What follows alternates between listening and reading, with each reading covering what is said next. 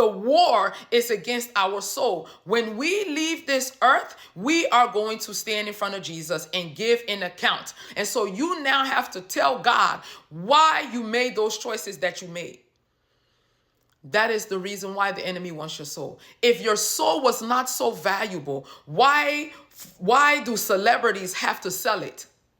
If it was not valuable, why do you have to sign your name in blood? Why do you have to sell your children? Why do you have to do certain things just for fame and fortune? If your soul wasn't valuable, why in Luke 4 did the enemy tell Jesus, I will give you the kingdoms of the world. I can give you popularity. I can give you fame. Just worship me. Do you know what that form of worship is? Is you selling your soul. You selling your birthrights. You giving me your mind, giving me your will, giving me your emotions. I now control you. Whatever I tell you to do now is what you do it. So for fame, I'm going to tell you, write this kind of music and pollute the society. I'm going to tell you, dress this kind of way and pollute the society. Make the young girls think that it is okay to perverse their bodies, to sell their bodies based on what they wear. Make these young boys think that you got to have your pants sagging and your underwear showing. Make them think the only way you can succeed in this life and have the fame, the money, the cars, the girls, and all of that, make them think that you have to sell your soul for. Listen, the devil knows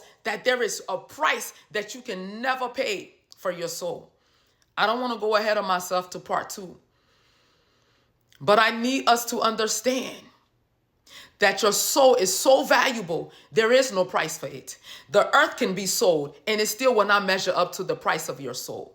It is so important. And that's why the devil continues to play with your mind and cause you to make decisions that will make you even, quote unquote, want to curse God and die. This is why he affected Job the way that he did. And then used Job's wife to tell him, why don't you curse God and die? Because Job was struck with grief. This is the same reason why the Messiah in the Garden of Gethsemane, when he saw what was coming for him, when he saw that we were going to nail him to the cross, when we saw that we were going to spit on him, throw stones at him and speak about crucifying him and have so much hatred inside of us towards him, he knew that these things was coming, and so he was grieved in his soul, people of God. But even with that, when his mind saw the future and his emotions was bothered, he still made a choice, a decision to say, Father, not my will, your will.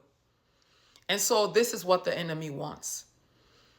And so I encourage us, realize how important your soul is. Be mindful about what you watch, what your eye gaze receive. Be mindful about what your ear gaze hear. All right, I'm going to conclude with part 1. Be looking forward to part 2 soon. God bless you.